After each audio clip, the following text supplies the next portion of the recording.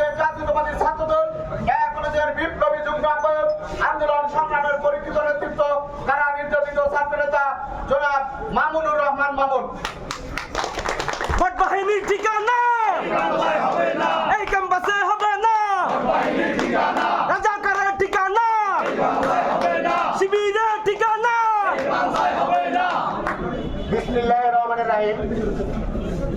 ঢাকা বিশ্ববিদ্যালয়ের একজন নারী শিক্ষার্থীকে শিবির কর্মী কর্তৃক গণধর্ষণের পদযাত্রা, এই ন্যাক্কারজনক সাইবার বুলিং এর প্রতিবাদে বাংলাদেশ জাতীয়তাবাদী ছাত্রদল ঢাকা কলেজ কর্তৃক আয়োজিত আজকের এই প্রতিবাদ সমাবেশ, এই বিক্ষোভ মিছিল শেষে প্রতিবাদ সমাবেশে উপস্থিত আছেন ঢাকা কলেজ ছাত্রদলের বিপ্লবী যুগ্ম আহ্বায়ক শাহাবুদ্দিন ইমন, সঞ্চালনায় আছেন ঢাকা কলেজ ছাত্রদলের বিপ্লবী সদস্য সচিব জুলাই আগস্ট গণঅভ্যুত্থানের অন্যতম অগ্রসৈনিক মিলাদ হোসেন।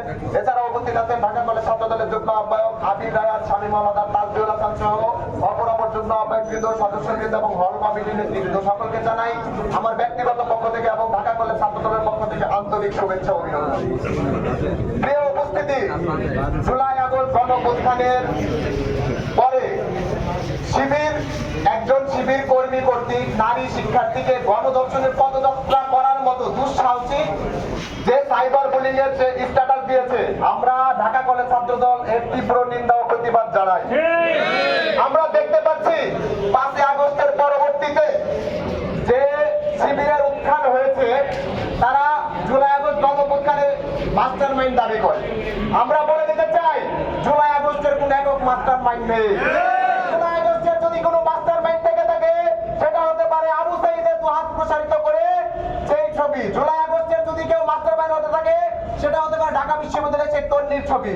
জুলাই আগস্টের যদি কোনো মাস্টার মাইন্ড হয়ে থাকে, সেটা হতে পারে ওয়াসিম আকরামের চলে এসো 16 শহর। জুলাই আগস্টের যদি কোনো মাস্টার মাইন্ড হয়ে থাকে, সেটা হতে পারে মীর মুগ্ধের পানি লাগবে পানি। জুলাই আগস্টের যদি কোনো মাস্টার মাইন্ড হয়ে থাকে, সেটা হতে পারে ঢাকা বিশ্ববিদ্যালয়ের প্লিজ কেউ কাউকে ছেড়ে যায় না।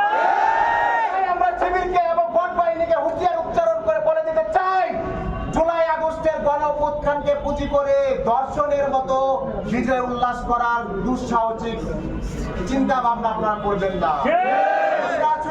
ইতিহাসে পড়েছি 1971 সালের স্বাধীনতা সংগ্রামে এই শিবির এবং জামাত শিবির কর্তৃক ধর্ষণের একাধিক ঘটনা ঘটেছে।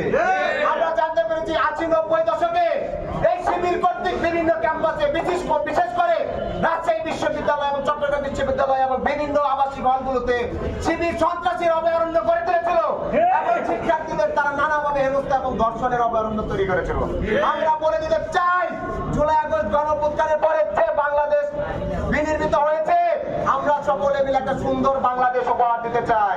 এখানে যেমন সকল সাধারণ শিক্ষার্থী তারা তাদের মত প্রকাশ করতে পারবে, তেমনি ভাবে নারী শিক্ষার্থীরা নির্ভয়ে নির্বিঘ্নে তাদের শিক্ষা কার্যক্রম পরিচালনা করতে পারবে। আমরা বলে দিতে চাই, সেই দুষ্কৃতিকারীদের গুপ্তভাবে থেকে কোন রাজনীতি পরিচালনা করা যাবে না। ভোট বাহিনীর আক্রমণের ভয়ে আমাদের কোন নারী শিক্ষার্থী নিশ্চুপ থাকবে না। তারা তাদের প্রতিবাদের ভাষা প্রকাশ করবে এবং এই ভোট বাহিনীর আস্তানা ও শিবির সন্ত্রাসীদের আস্তানা এবং ধর্ষণ বাহিনীদের আস্তানা সমূলে উৎপাদিত করা হবে, এই আশাবাদ ব্যক্ত করে আমি আমার সংক্ষিপ্ত বক্তব্য এখানে শেষ করছি। বাংলাদেশ জিন্দাবাদ। শহীদ রাষ্ট্রপতি জিয়াউর রহমান অমরক, দেশ নেত্রী বেগম খালেদা জিয়া জিন্দাবাদ। তারুণ্যের অহংকার দেশ নায়ক জনাব তারেক রহমান বীরের বেঁচে আসবে ফিরে বাংলাদেশে। সবাইকে ধন্যবাদ। আসসালামু আলাইকুম।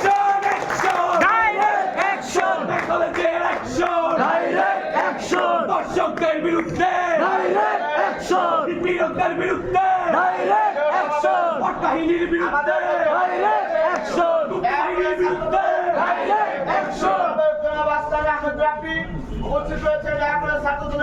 উপস্থিত হয়েছে